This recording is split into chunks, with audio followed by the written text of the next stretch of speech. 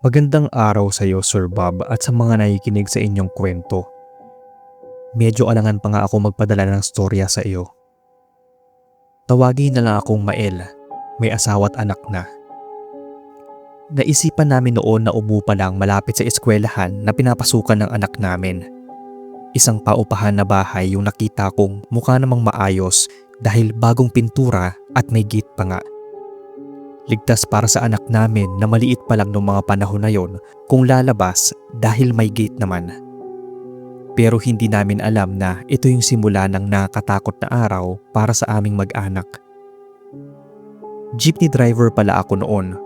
Madalas kasi nagabihin ako sa pamamasada dahil nagpabakasakading kikita pa ako ng malaki, kaya inaabot na rin ako ng dilim sa kalsada. Bali yung upa namin sa bahay ay 2,500 lang. Hindi tipikal yung pagkamura niya. Naisip ko, hindi nga ako maapaniwala nun. Kami na yung bahala sa tubig at kuryente. Dalawa yung kwarto noon kasi minsan dumadalaw yung kapatid ng misis ko. Dito pala yan sa Peñaranda, Nueva Ecija. Isang gabi, nung medyo inabot na ako ng alas 10 sa kalye, inasahan ko na tulog na yung misis ko. Pero nasa gate pa lang ako noon ay nakita ko nang naatayo ito sa may pinto. May screen door kasi yung bahay na yon, Sir Bob. Kaya kahit bukas yung pinto, basta yung screen ay sarado. Ngayon, nung nasa gate na ako, nakita ko si Dolor, yung misis ko, na umalis na doon sa tapat ng pinto kasi lumakad paalis. Pagtulak ko ng screen door, sarado naman. Nakita ko pa lang yung asawa ko doon kanina. Tapos hindi man lang ako pinagbuksan. Kinatok ko ngayon yung screen door habang tinatawag yung pangalan niya. Medyo nilakasan ko na nga dahil pansin kong sa kusina siya nagpunta. Nagulat ako dahil sa kwarto namin lumabas si Dolor. Pero nakita ko pa lang kanina na pumunta siya ng kusina. Napakamot ulo ako. Naisip kong baka kapatid niya kako yung umuwi. Hindi ko muna kinuwento yon sa kanya. Dahil baka nga si Lorna yon. Nagising naman ako ng maaga dahil ako rin yung naghatid sa anak namin sa eskwelahan. Hinanap ko naman si Lorna sa bahay pero wala siya. Kaya hindi ko na rin napigil at tinanong ko sa asawa ko. Ang sabi niya, mamaya pa daw uuwi yung kapatid niya. Nagtanong si Dolor sa akin kung bakit daw ba. Ang sinabi ko na lang noon ay wala. Kaya niyaya ko na yung anak ko para umalis kami. Habang nasa paradahan ay naisip ko pa rin yung nakita ko kagabi. Alam ko talaga na babae yon, pero hindi ko lang alam kung bakit nandoon sa bahay kagabi tapos hindi pa alam ng misis ko. Napansin siguro ng mga kasama ko na tahimik lang ako kaya lumapit naman si Teban. Naikwento ko sa kanya yung nakita ko kagabi sa bahay na inuupahan namin. May sinabi siya sa akin na alam daw niya yung bahay na paupahang tinutukoy ko. At base sa mga kwento, kaya raw walang tumatagal doon ay dahil nga may nanggagaya. Nung mga panahon na yon ay hindi ko naman maintindihan yung sinasabi niya. Paanong may nanggagaya? Nagbiyahe na lang ako noon. Maaga akong umuwi ng bahay. Ang sabi ni Mrs. ay andoon na si Lorna. Salo-salo kami sa dalang pasalubong nito. Kaya nung matapos ng magkainan ay sa kabilang kwarto siya tumuloy. Katabi namin yung anak ko kaya siya yung sa isang kwarto. Halos malalim na rin yung gabi noon nang maisipan kong lumabas. Nakaramdam kasi ako ng uhaw. Hindi ko na sinindihan yung ilaw kasi sandali lang naman akong iinom. Pagharap ko sa gawing lamesa, kita kong may babaeng nakaupo doon sa silya. Muntik pa akong mapasigaw sa gulat. Hindi naman ito nagsasalita o gumagalaw man lang. Ang sabi ko sa isip ko, gising pa si Lorna. Baka kako hindi makatulog at namamahay. Lumapit ako at saka kinuha yung pitchel sa loob ng ref. Doon ko ibinaba sa harapan ni Lorna at baka kako nauuhaw din siya. Tinanong ko kung bakit gising pa siya at patay yung ilaw.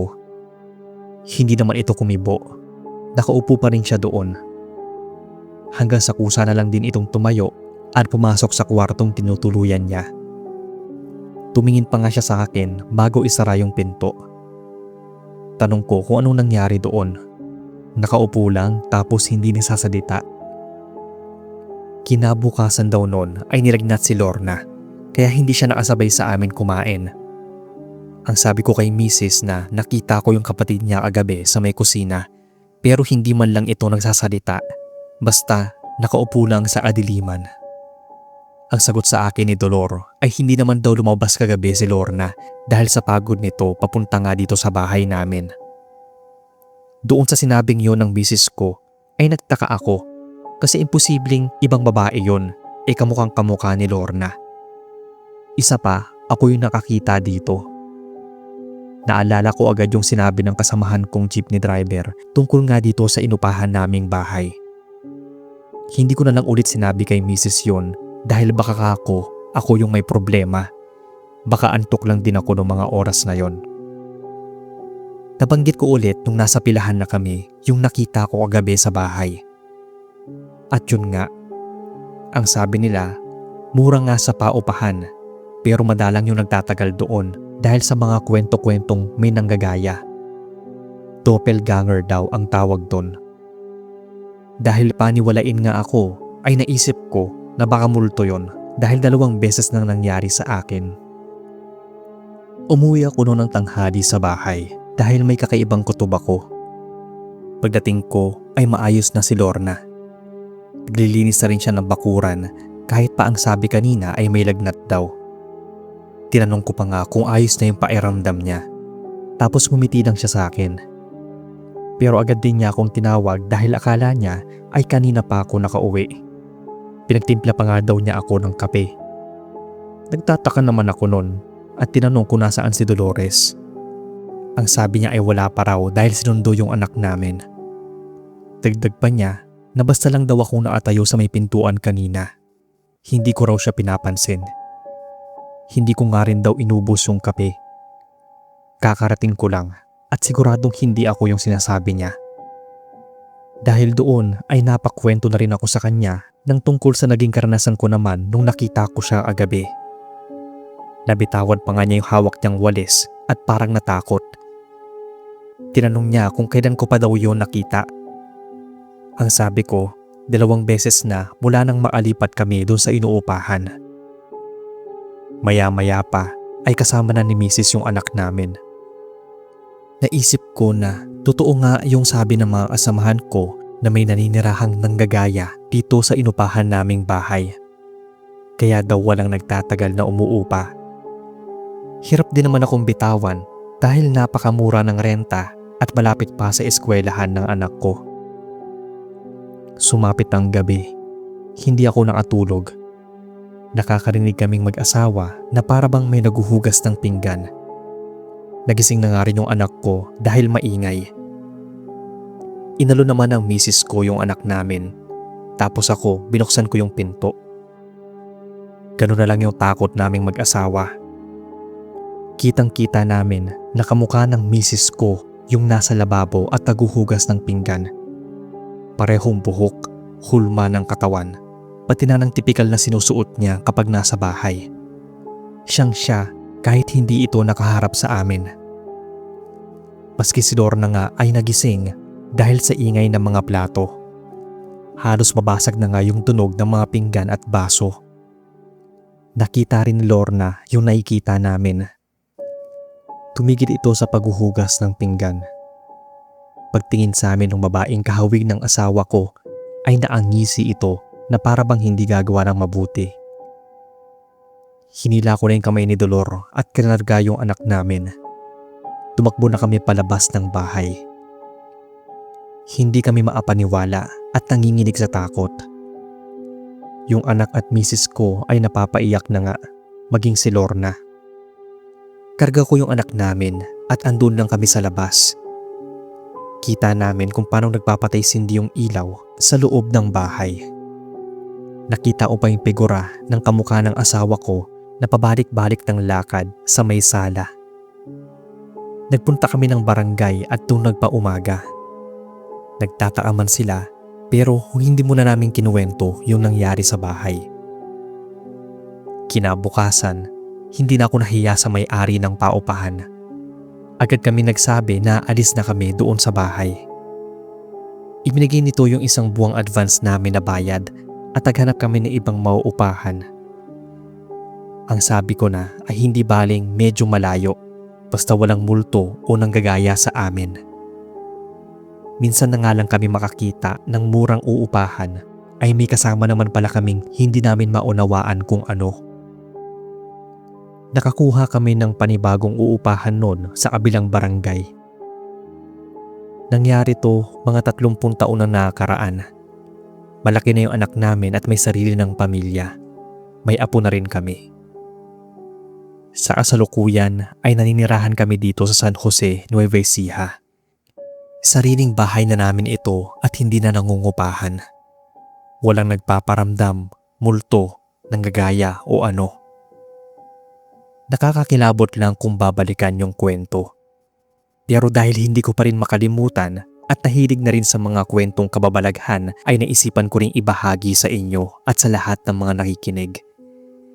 Kaya naman sana ay mapili ninyo itong kwento na mailabas sa inyong channel. Lagi nga ako nag-aabang sa mga kwento nyo at kasama ko si Mrs. sa pakikinig. Minsan ay napagkukwentuhan pa rin namin yung nakakakilabot naming karanasan.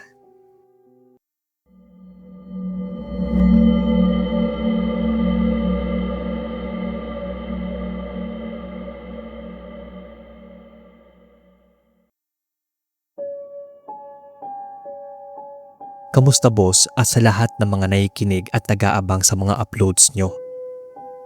Dahil pwede magpadala ng kwento sa inyo, ay naisipan ko na rin na i-share itong karanasan ko.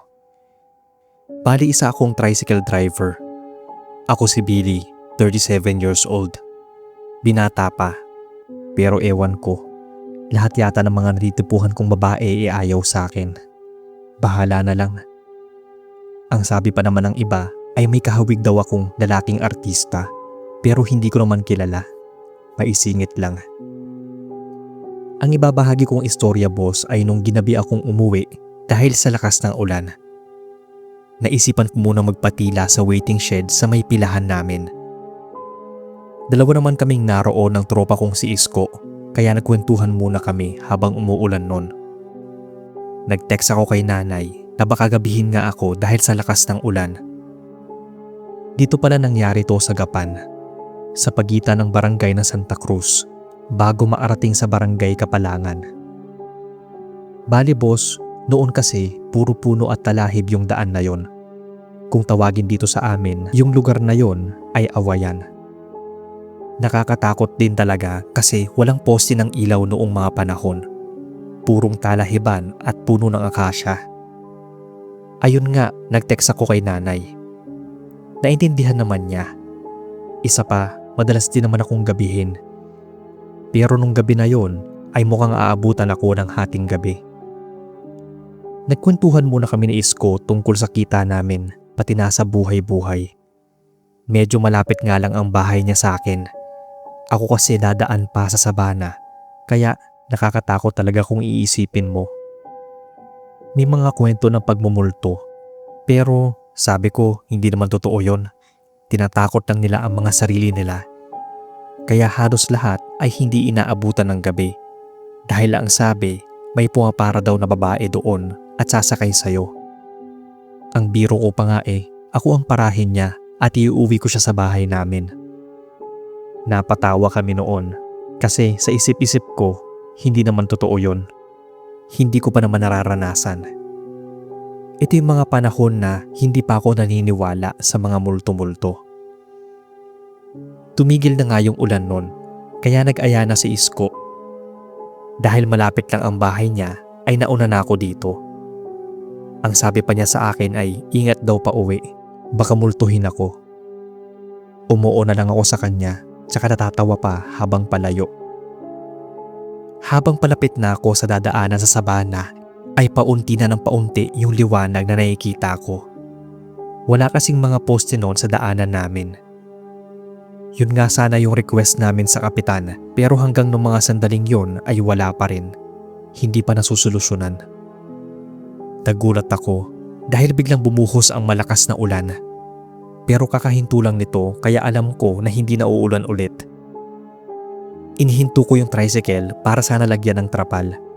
Kaso nabasa na ako, kaya hinayaan ko na lang na tuluyan na akong maligo sa ulan. Pinaandar ko na lang yung tricycle ko. Pero nakailang padyak na ako ayaw na nitong umandar. Bigla nang tumila ang ulan, kaya sabi ko ay mabuti naman. Ang sakit na kasi ng patak nito sa balat. Habang pinapadyakan ko yung sipaan, napatingin ako ng diretso sa daan. Kahit na madilim sa paligid, makikita mo pa rin kasi na may tao sa daan kasi kulay puti yung suot nito. Naisip ko, sa lakas ba naman ng mga ulan, sinong matinong tao ang tatayo doon at nang walang dalang flashlight o pang-ilaw man lang? Ayoko mang isipin na baka totoo yung sinasabi nilang may pumaparang multo tapos aangkas sa'yo. Doon pang mag-isa lang ako at ayaw pang maisama ng tricycle. Pinilit ko na lang tong paandarin. Ayaw talaga. Tiningnan ko ulit yung puting na aninag ko sa gitna ng daan. Nang mapansin ko na dahan-dahan ito lumalapit sa kinaroroonan ko. Pagsindi ko ng ilaw ng tricycle ay wala naman nang matutukan ko ito ng ilaw. Hanggang sa pati yung ilaw ng tricycle ko ay napupundi na rin. Kinabahan na ako noong mga oras na yon dahil nun lang nangyari sa akin yon. Kaya nga hindi ako naniniwala sa mga kwentuhan nila tungkol sa mga multo kasi una, hindi ko pa naman nararanasan. At pangalawa, ayokong maniwala dahil kapag naniwala ako ay lagi kong maiisip yon. At dahil yun nga parang naranasan ko na rin ay parang naniniwala na ako. Pilit kong pinapaandar yung motor ng tricycle. Nagdadasal ako na sana ay umandar na. Nang padyakan ko ito, nakahinga na ako ng maluwag dahil sa wakas ay gumana na ulit. Makakauwi na ako at makakaalis dun sa madilim at nakakakilabot na sabana. Pag-andar ko, ramdam ko na parang may sumakay dun sa loob ng tricycle kasi parang bumigat. Pag-check ko sa loob ay wala namang ibang tao. Pagtingin ko sa side mirror ay wala rin namang nakasampa. Pero ramdam ko pa rin yung bigat na para bang may naasakay na iba. Pinihit ko na lang yung silinyador at binilisan ang pagpapaandar ng tricycle. Bumusi na din ako ng ilang ulit para lang maasigurado. Nagtataasan na yung mga balahibo ko noon sa batok at braso. Matulid yung pagpapatakbo ko, nagdadasal na rin ako at hindi ko na rin pinapansin kung may lubak ba o kaya may pumapatak na ulan. Basta ang gusto ko lang nung mga oras na yon ay makaalis dun sa madilim na area at maapunta na dun sa medyo maliwanag, dun sa may mga poste at mga bahay. Nang makalapit na ako sa isang poste ay medyo nakahinga na ako ng maluwag. Pansin ko na parang may bumaba mula sa tricycle. Yung para bang biglang gumaan. Chinek ko yung loob, wala pa ring ibang tao. Pero pagtingin ko sa side mirror, nakita ko yung puting figura na hindi ko malaman kung babae o lalaki. Nasa gilid siya ng kalye at naglalakad palayo. Dahil sa takot ay muli kong pinadyakan yung tricycle at umuwi na. Pagdating ko sa bahay ay nanginginig ako. Hindi dahil sa lamig, kundi sa takot at nerbiyos dahil sa naranasan kanina. Hindi kasi ako makapaniwala. Kinuwento ko yun kay nanay. Nagbiro pa nga siya na ang sabi, buti raw at naniniwala na ako sa multo. Pero mas ipinagpasalamat daw niya na hindi ako na-aksidente o ano. Yung iba raw kasi ay na-aksidente kapag minumulto sa daan. Simula nga nun, 6:00 pa lang ng gabi ay umuuwi na ako. Late na siguro yung 7:00 para may mga kasabay pa rin ako at medyo may mga tao pa sa paligid. Ayoko na kasing maulit yung nangyari. Hindi rin ako nagsabi sa mga kasamahan ko sa pilahan na minulto ako sa daan na kung tawagin nung araw ay awayan. Pero ngayon ay iba na siya. Medyo maliwanag na at marami ng poste ng ilaw kahit na wala pa rin kabahayan yung iba. May mga resorts naman na kaya masasabing ligtas na at hindi na gano'n nakakatakot tulad ng dati. Pero kahit na gano'n, Inaagahan ko na lang din yung uwi ko.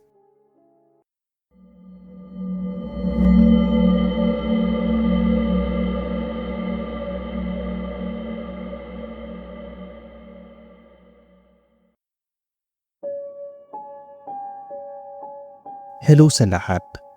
Ako si Jonah, taga Cavite. Pero nagpunta ako noon sa Cabanatuan sa Nueva Ecija para sa isang family reunion. Bale Sir Bob, hindi ko alam ang kwento. Basta nakaranas lang ako ng nakakatakot o nakapaninindig balahibo sa isang hotel sa Cabanatuan. Matagal na panahon nang nangyari yon. 13 years old pa lang ako, pero tanda ko ang lahat. Yung tita ko kasi sa Nueva Ecija naapangasawa. Kaya nung nagkaroon ng family reunion ay inimbitahan niya kami at doon na sa lugar nila. Ito kasi yung panganay sa mga kapatid ni mama, kaya obligadong pumunta kami roon. Pero dahil nga maliit lang ang bahay ng mga tita ko ay napilitan kaming mag-hotel ni na mama. Luma na yun ang natatandaan ko. Actually Sir Bob, 3 floors yung hotel. Kaso baka dahil maliit lang ang space kaya siguro ganoon lang na ipatayo. Pero ang mahalaga ay may matuluyan kami dahil 2 araw lang naman yon. Isang umaga, naiwan ako sa kwarto. 5 kami doon at nagpaiwan ako dahil inaantok pa ako ng mga sandaling yon. Makalipas ang ilang oras ay bumangon na ako para sundan sina mama. Si ate at bunso kong kapatid ay umalis kasama si papa. Ayaw nga niyang sumama noon dahil reunion yon ng mga angkan ni mama. Pero napilit naman namin kaya sumama na rin si papa. Isa pa, saglit na araw lang din naman yon kaya wala siyang nagawa. Matapos ako magbihis ay tumawag si mama. Naroon daw sila sa bahay ng tita ko. Sumakay na lang daw ako ng tricycle at sabihin yung address para ihatid ako sa kinaroroonan nila. Habang naglalakad ako papunta sa elevator dahil nasa 3rd floor nga kami, ay para bang may kasunod din ako na nasa likod kahit na kami lang ang nasa floor na yon. Wala daw ibang guest, kaming pamilya lang. Pagsakay ko ng elevator ay meron ding sumabay kaya hindi ko agad na gets dahil kinuha ko yung cellphone ko mula sa bulsa. Natatawa pa nga ako habang binabasa yung convo namin ni ate. Tapos biglang tumigil yung elevator sa 2nd floor kaya alam ko na may lalabas o kaya sasakay. Hinintay kong lumabas yung nasa likod ko pero wala. Hanggang sa lumingon ako. Nagtaka pa ako dahil walang tao. Wala pala akong kasama at ako lang yung nasa loob. Kung ganun, bakit tumigil yung elevator at bumuka sa 2nd floor? Tapos ramdam ko pa nung nasa 3rd floor ako papasok ng elevator ay may sumakay talaga kahit na hindi ako nakatingin. Tuloy-tuloy nang bumaba yung elevator hanggang ground floor at agad na akong lumabas. Lilingon ko pa yon bago nagsara. Parang may naiwan na sakay sa loob pero kanina ay ako lang yung mag-isa. Naisip ko kung namamalikmata lang ba ako. Pansin ko kasi na parang may naatayo dun sa gilid ng elevator. Pumara na ako ng tricycle paglabas ng lobby. Nang nasa biyahe na, ay sinabi ko kay manong driver ang lugar at doon ako nito kinausap. "Ne, doon ka ba tumutuloy sa hotel na yon?" Tanong niya. Ang sabi ko naman ay, "Opo." Napatango lang siya at hindi sinabi ang dahilan. Nakarating na ako sa bahay ni tita at naroon na nga yung iba. Akala ko ay bukas pa. Ngayong araw pala yon. Mabuti pala at maayos yung suot kong damit. Kinuwento ko yung nangyari sa akin kanina sa elevator sa hotel. Ang sabi ni ate, kaka-cellphone ko lang daw yon. Kaya kung ano-ano yung nakikita, naririnig o naiisip ko. Kumain na lang ako. Matapos yun nakipagkwentuhan na sina mama at papa sa mga angkan. Ako at yung 2 kong kapatid ay kanya-kanya ng pwesto. Picture ako ng picture noon dahil maaliwalas sa lugar nila tita. Presko yung hangin dahil tabing bukid. Makipot nga lang dahil sa mga kapitbahay. Nang makaramdam ng antok yung bunsong kapatid ko, nagyaya na itong bumalik sa hotel para daw maayos naman yung tulog niya. Sumang-ayon naman si ate, kaya nagpaalam na sila kina mama. E di ako dahil naiinip na rin ay sumama na ako, kaya kaming tatlo bumalik na sa hotel. Sakay kami ng tricycle na tatlo. Ako sa likod kaya medyo naiirita pa. Nagpahatid kami sa hotel. Napakamot ulo pa nga si Manong driver. Ang sabi nito ay dun pala kami tumutuloy.